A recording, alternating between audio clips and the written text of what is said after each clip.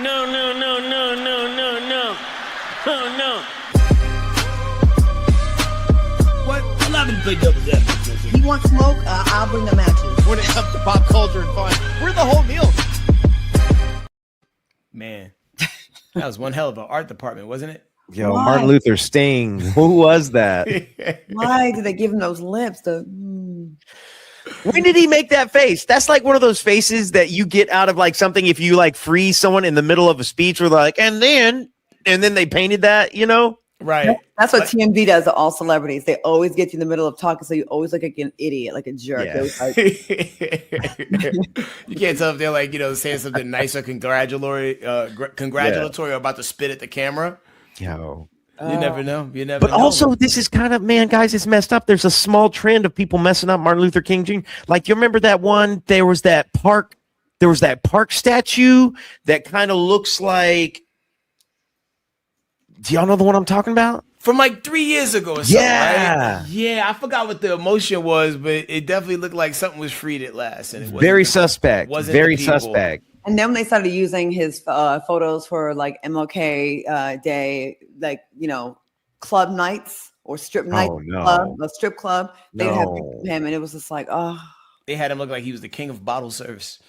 Oh. You know what I'm saying? He was out there getting to it. Well, happy Friday to y'all. You know what it is. Head Crack, Claudia, and Santa. And listen, we're going to be out and about this weekend. Where you at this weekend, Claudia? I will be in Phoenix, Arizona at the Arizona Women's Expo. Please get your tickets at azwomensexpo.com. I'll be on stage giving a little speech, a little interview, and we'll be giving insight on the business. So please join me and get your tickets, and I'll see you out there in Arizona this weekend in Phoenix. Yo, on that's the wonderful. opposite side of the map, be sure you go support Claudia. No doubt. I'm going to be in Charleston, South Carolina for the Black Food Truck Festival. It's going to be all types of stuff going on, bands performing. Listen, these are the food trucks that's going to be there. Scroll in close. Bring your big back energy and an appetite and some edibles so you can hit every truck available because, listen, it is going down. I've been starving myself in preparation for all the things. And plus, there's going to be musical guests. You got DJ Payne, Renaissance Orchestra, Red Sample. My name is in there somewhere. Buddy Red, T.I.'s kid, is going to be out there rocking out.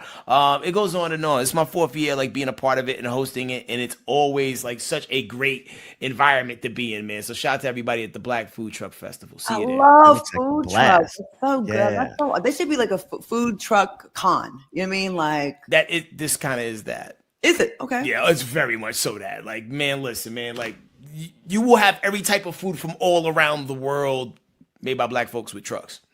But and actually, it's not even 1,000% inclusive to only black food trucks because some people do show up, man. A hot dog truck showed up one year. They wasn't popping like the people that had I don't know, jerk chicken inside of a pineapple, but Right. There's out there though. And if we're nothing else, we are creative when it comes to the food. All right. We are. All right, moving on. Tanner, are you anywhere this weekend? I'm going to be policing the outside here in Atlanta, and by policing I mean I'm keeping them in line outside in the streets. That's what I'm doing. I'm out here on the streets of Atlanta this weekend. So you're going to be male Karening. What? Male Karen. No, that's not what I do. That sounds like it. He's All somebody who's right. keeping the girls in check, man. Yeah, you keep his in check. Yeah, I'm out All here right. We got the cutting the eye. singles. All right. The quote Clarissa Shields is going viral once again, but sadly, it's not for her boxing skills. Now, Clarissa hopped online to defend herself from a video that's getting a lot of traction, explaining why the boxer treats relationships the way that she does. Check this out. Clarissa got ugly girl syndrome. But she got ugly girl syndrome. And we all seen it. We all see it. And no tea to nobody. No tea to nobody. But this is just what I call it. I call it ugly girl syndrome. Because, okay, this is what I used to have. And I don't think I'm ugly. But I noticed a long time ago, ugly girls and fat girls treat a relationship different. They will cook, clean, do everything. Wash, They do all of the things. They treat the guy like a king because I can't do any better. I'm lucky that you even came over here. We see it time and time again where the guy thinks he is the prize. All right. Now, Clarissa never one to ignore an insult, no matter how big or small, took to her IG to push back and let the world know how she feels about her looks. And say, I have, I whoop your ass syndrome. I beat a bitch up, I beat a nigga up syndrome. I have I love my man syndrome. I have I wear what the fuck I want to wear even though y'all say that I can't dress syndrome. Like, what make you, like, how could you say that I have ugly syndrome? I have ugly girl syndrome. What are you talking about? I have get money syndrome. I don't bother nobody syndrome. Like, how can you say that I have some type of syndrome that you're talking about when I don't bother nobody? I wear what I want. I make my own money. I'm successful. I mind my business. And y'all steady come bothering me, but I'm the one that got, no. I got I beat your ass syndrome. I whoop a bitch. I whoop a nigga. I love my man syndrome. All right. Now the streets are saying that this all really stems from this hot ass song that Remy dropped, and she fired some shots at Shields, where she says the bar, you want to be a baddie, but you're not bad enough. Do you think Clarissa will ever stop being, react to these kind of statements? Because she just seems to react to everything. It's tricky. It's real tricky because I feel like at face value, people immediately make it about Clarissa, but and I'm very open to hearing the other parts of this conversation. But you know what? The most famous boxer of all time. You know what this man did? He showed up in interviews and he rapped. He showed up and he told the world how he was better than them. He showed up and told everybody how his feelings on the war. He changed his name because of the war. And like, there's a reason that we know Muhammad Ali, and it's not just because of his feats inside the ring. It's because of the way he talked and the way that the way that he spoke. And like, that's what you got to do when you're a boxer. The reason that we're paying attention to Clarissa Shields, the reason that we're talking about her on shows like this is not because she's beat the brakes off of every woman that she's boxed. No, it's because she has cemented her place by talking about things like this. Some people find it annoying, but it's like, that's what high level boxers do when they're trying to get their platform grown.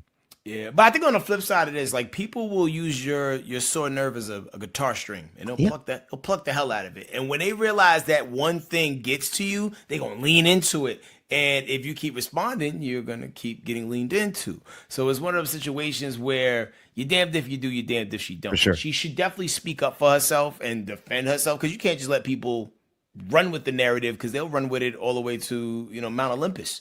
And hold the torch up high until lightning strikes it, right? I don't think she should try to rap and go against Remy as a rapper, though. No. Just like Remy won't box, she'll shoot you. And Clarissa should not rap. It's not helping. Gotta shoot that jab. Right? Yeah, it's I don't know. It's weird. I don't understand. I mean, it's like she, maybe she has a little too much time. I don't know. Maybe she's on the internet a little too much. You're the greatest female boxer walking the planet right now. Like I wouldn't listen to the haters, Only thing this makes me, I've never seen her fights, but I've always seen all the foolishness, unfortunately. But at least I know her name now, because I don't watch, I know her name. Well, if there was like a three out of like a 3 out of 5 event that you could put these two in, right? Like one thing in the boxing space, one thing in a shooting a target space, one thing in a rapping space. Something else that maybe Clarissa's good at, maybe like running or something. Like, I don't know, who do you have coming out on top in the totality of it all? I think Remy's gonna win because she's just gonna shoot her. Well, you wouldn't have to shoot at each other. It's not like a duel per se, but let's just say. I think she would, though. Yeah. Oh, like, I didn't understand the rules. I'm from the Bronx school. No, I understood the rules, and I'm sick of her, so I'm shooting her. Yeah. Hey, we got to sneak this. I'm gonna sneak this Akon story in real quick, man. The clips from his Justin LeBoy podcast interview just keep coming. Here he is talking about what he feels like his responsibilities are as a father. Viral for saying that going to school recitals and being at every little event is a white man's thing. Yeah. How do your kids feel about that? Oh, I mean, they understood afterwards. Yeah. Because this is the thing, right? If you out trying to change the world as a man that got a purpose that God gave you, it's no way you're going to make time for that. Right. And it could be the most insensitive thing to say, but that's actually the role of the mother. Right. That's a part of raising the child in the home, right? Right. And school and nurturing them to become an adult to where they can now be out there changing the world. Jesus. I think he just made me gay. He made you gay? Yeah, I think I'm done. Damn. If he represents the male, this is a cat. I'm just gonna be a cat lady. That makes that it's scary because he's probably not the only man that thinks like that. You know what I mean? Like, wow, that's not the so you be there for the world, but not for your seed. That's my thing. My big takeaway that's so crazy about it is like, oh, I'm called to change the world. I'm called to do all this. You know how you change the world is by being there for your children. Mm-hmm. You change because the world. They're going to be walking this world longer than you are, and they're going to be touching more people throughout the future. And so it's like the idea that your purpose, your song and dance purpose exceeds your purpose of like bringing good humans and shepherding them into this world to me is crazy. Yeah. It also sounds like justification on my part. A little bit of a God complex as well, it seems. You know what I mean? And like, listen, when your VCR used to blink back in the days because the time wasn't in it, that came from bad programming and no programming at all. And sometimes there's people walking around who have been programmed bad and going out into the world spewing what they spewing. And like, granted, that may have worked for you. It was a different time. Right now, these kids need both their parents more than ever. And anything that you could be there for, you just got to figure it out. The world could wait. You change the world by changing the people in your house. Reminds me of the people online that will send a birthday shout out to a celebrity they've never met, but not their own women or their mates or their friends. But they're like, happy birthday to my dog, Snoop Dogg. You're like, you've never met Snoop. But how about maybe shouting at your child or your wife? I don't know. Claudia, you're so right. I am so sick and tired of people like fighting for and like, don't get me wrong. It's cool to love Snoop and want to support Snoop stuff. But I promise you got a friend running the business who really needs your support. You got a friend who's trying to create some art or some music or whatever it is and their support. You got a friend who's got an album. You got a friend who's got to play. Like they need your support more than Snoop does. And don't get me wrong. He appreciates it, but it's not the same. Yeah, them likes and shares go a long way, and it takes no time to do that. Yeah. So please like and share during this quick commercial break. 2 minutes. We'll be back right after this with more Side Dish. We'll see you in a second.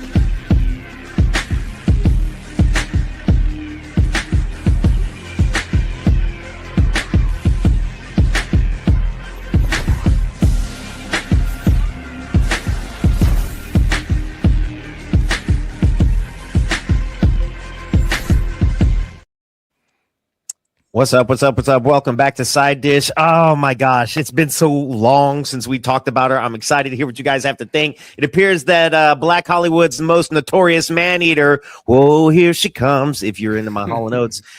She might have been beaten at her own game this time, you guys. Rumors are flying that a recently rekindled on-again, off-again romance with Damson Idris is off again. I'm talking about Lori Harvey. Evidently, this time she was not in the driver's seat after Damson was spotted with fitness bombshell Avari Lanal. Very pretty lady too. So Lori has not only hit the unfollow button on Damson, but also scrubbed any evidence of the rekindle off her social media. Like all the new pictures are off. Now the streets are saying that Damson ghosted Lori, something that she was known to do to others. Now when it comes to breakups, are you guys ghosters or communicators when you end a relationship? Let's get into relationship do's and don'ts. And we want to hear from you in the chat. Like, how do you break it off with someone? Phone call or nah? Are you a person who likes closure? Because like I know like closure comes up a lot in conversation. I don't believe in closure. I don't believe closure's real. I do, because like okay, one time someone ghosted me, right? I was like 22 years old. I like this guy. He lived in Cali, and it was around the time of the earthquake. I convinced myself that he died in the earthquake because he just not living. I'm looking through obituaries. I'm like, he must be dead. There's no way. And it plagued me for years. And then I ran into him in LA when I moved in. I was so mad at him. But yeah, he ghosted me. Like, I had no explanation of what I did wrong or what happened. It's not fair. It's mean, you guys. I believe in the closure wearing. That's the only kind of closure. the closure wearing. Yeah, that's the only closure I believe in. Because like I think sometimes when you definitively like end things, you know, like it ain't over till it's over, like the Lenny Kravitz song. You know what I mean? You don't think you owe the person that you said I love you to or said up with and communicated with multiple times a day, like just giving them a heads up that I'm not on the same page as you, because it's like kind of runs. Well, this is what I would bet, Claudia. What I would bet is like, if we're in a relationship and we're using the L word, right? Some people throw that around too soon, but whatever. If we're in a relationship, we're using the L word, we're talking a bunch. And then for someone to ghost, for someone to wind up ghosting in there, something in that relationship is wrong. Something in that relationship is toxic. Somebody is an avoidant. Somebody's real anxious. And we know those connections don't work really well, because like in a healthy relationship, like my last breakup did not get toxic. This woman and I, we're not speaking, but I know in the scope of the world, she thinks positively of me, and certainly in the scope of the world, I think positively of her. Now, we're not talking and hanging out, but exes typically don't. But it didn't come down to some sort of crazy ghosting. You know, we had the conversation like a couple adults. So you let her know that your feelings change or someone's feelings change in the. Yes, you got to. I mean, ideally, yeah. You don't just ghost somebody out of nowhere. Like that's toxic as hell. That is. I've never like went full blown ghost, but you know, like, but you could see like, less of your stuff is at my house now. You know what I'm saying? I think we kind of add to the negative cycle of bad relationships if we don't, because sometimes people need to know, like, of course, no one wants to confront the person. It's uncomfortable, but being an adult, I think you should say, hey, I'm just not feeling it anymore, or my feelings change, or hey, Claudia, I think I'm going to go propose to my ex-girlfriend and, don't leave you hanging. You know what I'm saying? Because I hate when that happens. Oh, no, like if you're about to get full blown married to a person, yeah, you do need to do everything that Andre 3000 said at that one song where he rapped with Bun B and UGK. Like, you got to CC every chick that you CC'd right town, I think and then people have the nerve to say that someone's crazy. If it happens to you a couple times, you're going to want to go rip someone's windshield wipers off, spray paint their windshield black, cut their tires, put sugar in the gas tank, and then trash their name on social media. Not that I've ever done that, but I'm just saying, like, it was too specific. Yo, how many, Claudia, Claudia, how many ex-boyfriends do you have who died in natural disasters? Not enough. Damn. Yo, but the black spray paint on a car and the removal of the windshield wipers. The windshield wiper. That's okay. I didn't do that, but I was with my friend when she did it to her. We crawled under the fence and we were like military at night. Like we dug a hole under the fence and we got under the fence and we sprayed. Well, she sprayed the windshield. Oh, she sprayed it. I was just there for emotional support. Claudia was just there, you guys. She was just watching. I know a girl, and we can get to that next story. It's like I know a girl who got into the dude's truck. This was the 90s, and she put super glue on both sides of a CD and put it in the CD player. Damn. Was it a good CD? I don't even know. It was probably one of those rewritable CDs back in the day. Oh, damn, man. You stuck listening to a bad mixtape. Yeah. Like Wonderwall on it a bunch of times. Oh, yeah. All right, well, listen, man. Today is Friday. New movies coming out. And, yeah, there might be a bunch out, but this is the one we care about. Michael. It's the 2026 biographical film directed by Antoine Fuqua from Training Day fame, starring Jafar Jackson, Michael's nephew, as the King of Pop. And it talks about his life from his Jackson 5 days to his rise as a global icon. And it's largely praised for Jafar's performance. Everybody I know that's seen like an advanced screening is like, yo, it's one of them ones. Just have all these songs in my head. Just gotta get them out.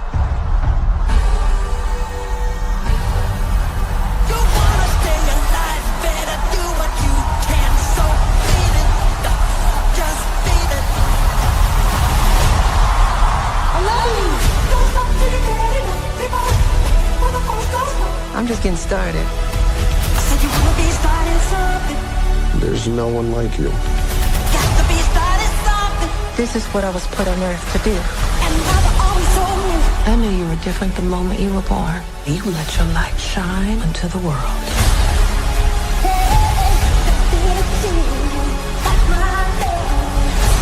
You are the greatest of all time. Keep it together. I'm the one. Man, they got bubbles up in that hole. I saw it. I wasn't ready for that. I'm like, wait, what? Yeah. I mean, my hopes are high. My hopes are high. I might get out and take this in, but I do get chills. Like, I'm from that pocket of time where Mike was the king, you know, and it's interesting to see this look on all the different phases of his life. Yo, when you think about too, like how many other biopics came out, the Bob Marley, the Amy Winehouse, and I know those have been very hit and miss. Like a lot of people like thought the Bob Marley joint was very one-sided. I don't know anyone who saw the Amy Winehouse one, and I wanted to see it. I just hope they stick the landing on this one, and so far it seems like they did. I ain't gonna lie. When I first heard about this, I was hating. Like, I'm like, oh, it's gonna be whack. It's gonna be weak. And then he looked like a white boy, like playing Michael, and it just looks so ridiculous. But now they see the finished product, it looks like they did a good job of it. I just hope we learn something about him that we don't know, because he's such the most famous person on earth ever. I would think that, right?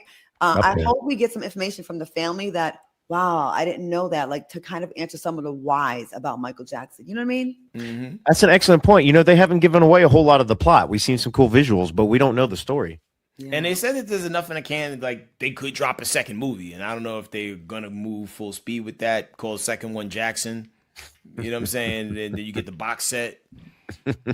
Hey, fun fact about the Jacksons. I did Celebrity Apprentice All Stars with LaToya Jackson, and it was me, her, Omarosa, and her and Omarosa had like a showdown. If you ever get a chance to like look that up, I was like, hell yeah, LaToya! Like, she was giving it to her, and she was like with her sweet little voice, "You are a bully, and I'm not gonna stand for it." I said, hell yeah, LaToya, I got your back. So yeah, it was kind of cute. That's the close side of the Jackson stories. Nice. Well, yo, we got a shim on the break, but when we come back, we playing everybody's favorite game. Whose cousin is it? See you in 2 minutes.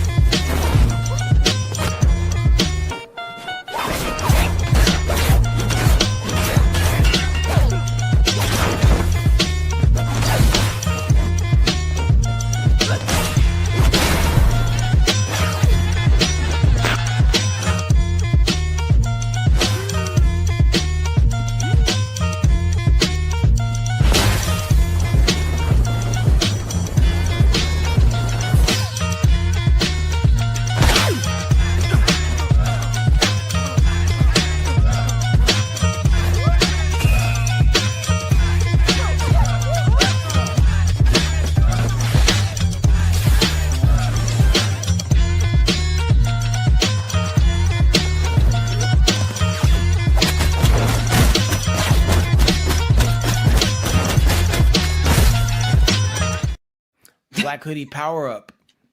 That'll never not be funny. Every time. Every time it's good. Yo, it's time to play everybody's favorite game. Whose cousin is it? Hold up. I'm just laughing. I'm sorry. I'm just laughing about that because it's like we roll up in our little van to solve a crime, but we're not trying to solve the crime. We're just trying to guess the race of the person who did the crime. Right. like no like interest in bystanders. justice. Just no interest, just being racist. Like, Yo, man, so listen, y'all. It's one thing to drive drunk. It's another thing to drive drunk while going live on a public Facebook page and broadcast your crimes to the world. And that's exactly what a 28-year-old man did. He got behind the wheel of a car, filmed himself taking a swig of liquor out of a brown paper bag while going live and also responding to comments. And one of his followers commented, "Dude, really?" His response was, "Don't worry, I'm a good driver. I got one finger on the steering wheel and one on the photo Facebooking." Oh, dang. Okay, of course, this is an easy one for the Popo since all they had to do was simply screen record his post since all the evidence they needed was already there. His mother tried to get the public on his side and she wanted grace for her son. She was saying he's been dealing with a lot lately. Well, it didn't work because he was arrested and charged for operating a vehicle with an open container and more. All right, now, whose cousin broadcasted his crimes on Facebook Live? I mean, Come on now. Black people always show up their crimes online. We do. We steal stuff. Well, our cousins, and show counting the money online. Oh, that okay. Right. Our mothers, especially with our sons, tend to be very apologetic for our sons. Oh, not my baby. You know what I'm saying? But then white boys are very arrogant. And he didn't get killed by the cops. So that makes me think it wasn't Daquan. Definitely wasn't Daquan. But Can I share a detail? Yes, this is bad. This is bad. I'm slightly. Oh, dang, they're gonna come for me. I don't. Go ahead, just do it. The brown paper bag is a specific detail.